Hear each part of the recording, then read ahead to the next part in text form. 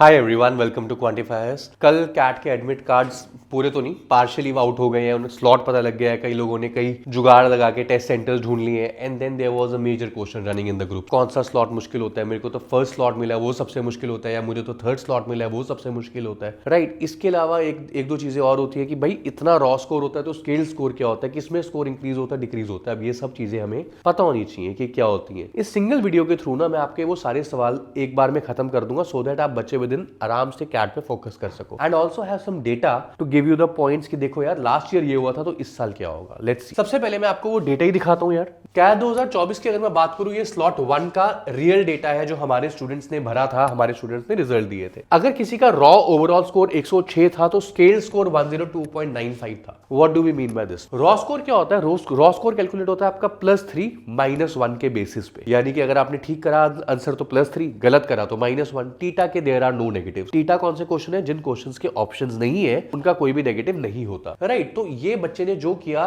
उसका सही गलत के हिसाब से एक ओवरऑल स्कोर बन गया है यहाँ पे। और स्केल स्कोर क्या बना है आपका? स्केल स्कोर ये डिक्रीज होके या इंक्रीज होके बनता है। ये स्केल स्कोर क्या होता है, कैसे कैलकुलेट होता है, इस वीडियो में हम एंड में बात करेंगे उसके बारे में। अगर मैं वर्बल की बात करूं तो अगर मैं देखूं स्केल स्कोर कब हुआ है आपका, स्केल स्कोर डिक्रीज्ड। वर्बल की बात करूं, वर्बल डिक्रीज 34 से 32, 36 से 34, 40 से 38। अगर डीआईआर की बात करूं, डिक्रीज 38 to 34, 35 to 31, 39 to 35। अगर मैं आपकी क्वांट की बात करूं, वो इंक्रीज हो गया 34 to 35, 33 to 34, 25 to 25.91। अब एक ही पेपर में ऐसा क्यों हो रहा है कि 3 एलिमेंट्स डिक्रीज हो रहे हैं लेकिन एक एलिमेंट इंक्रीज हो जा रहा है? ऐसा क्यों हो रहा है? Let's understand. उससे पहले मैं अगर स्लॉट 2 पे लेके चलूं आपको, ओवरऑल इंक्रीज अगर आप देखेंगे इंक्रीज हो रहा है, राइट। मैं अपने एडिटर साहब को कहूंगा कि इसको प्लीज जूम कर दो। एडिटर साहब हो जाएगा? ये हो जाएगा, ठीक है। तो ये जूम करके आपको थोड़ा सा दिखा देंगे हम कौन सी चीज कैसे होनी है। अगर मैं वर्बल की बात करूं तो वर्बल में देखोगे आप डिक्रीज हो रहा है आपका। अगर डीआईएलआर में देखोगे तो इंक्रीज हो रहा है आपका।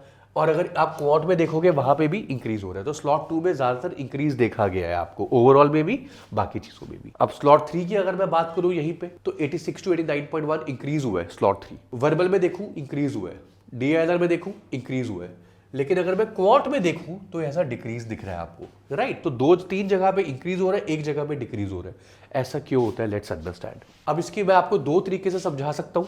एक मैं आपको समझा सकता हूं टेक्निकल तरीका कि कैसे वो स्टैंडर्ड डेविएशन लेते हैं, टॉप के 0.1 स्कोर्स को देखते हैं, मीन निकालते हैं, अप्लाई करते हैं। पर मैं आपको समझाऊंगा थोड़ी देसी भाषा में जिससे आपकी जिज्ञासा शांत हो जाएगी, right. Slot 1, slot 2, slot 3, basic सी चीज लेके चलता हूं मैं। एक सेक्शन लेके चलता हूं, आपको सब समझ आ जाएगा। मान लो यहाँ पे मैंने स्लॉट 1 का लिया क्वांट 1, ये लिया क्वांट 2 और ये लिया क्वांट 3। अब पहला पैरामीटर क्या कहता है? पहला पैरामीटर कि अगर हमारा क्वांट इस लेवल में, लेवल ऑफ डिफिकल्टी में क्वांट 1 सबसे डिफिकल्ट था, क्वांट 2 उसके बाद था और क्वांट 3 उसके बाद था, तो उसके बाद जो सबसे डिफिकल्ट सेक्शन होता है आपका, क्योंकि उसमें बच्चे कम अटेम्प्ट कर पाएंगे तो नॉर्मली उसका स्कोर इंक्रीज कर दिया जाता है।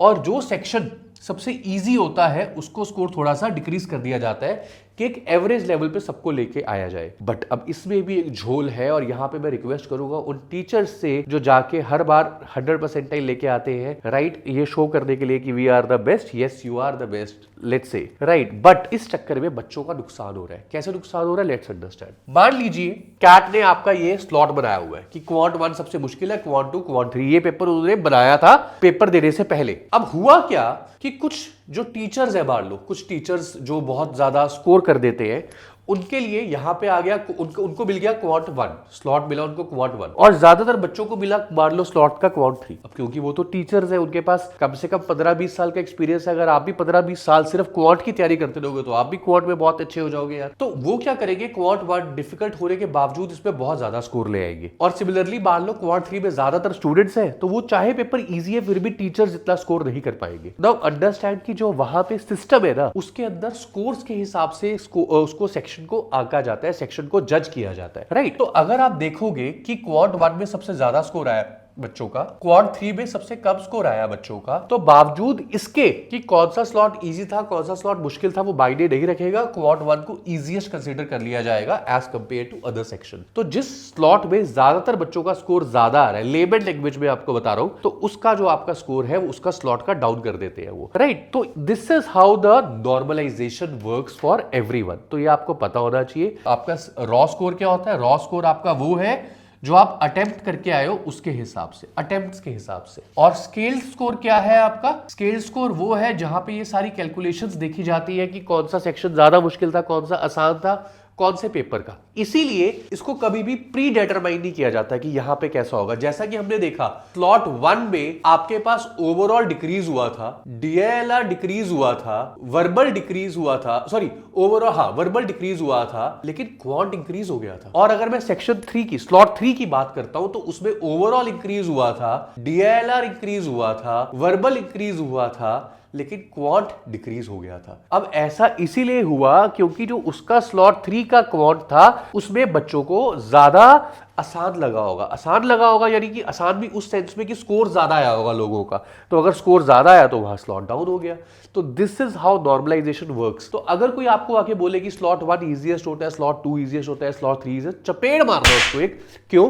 क्योंकि ये जरूरी नहीं होता। किस चीज पे डिपेंड करता है आपको कि आपके कौन से एलिमेंट्स, किस बच्चे कहां पे कितना स्कोर कर रहे हैं, उसके हिसाब से चीजें ऊपर जाती है या चीजें नीचे आती है। So this is how normalisation works. I hope this video help you out. अगर आपको कोई डाउट्स है आप कमेंट बॉक्स में अभी भी डाल सकते हैं। We will be happy to help you. All the best.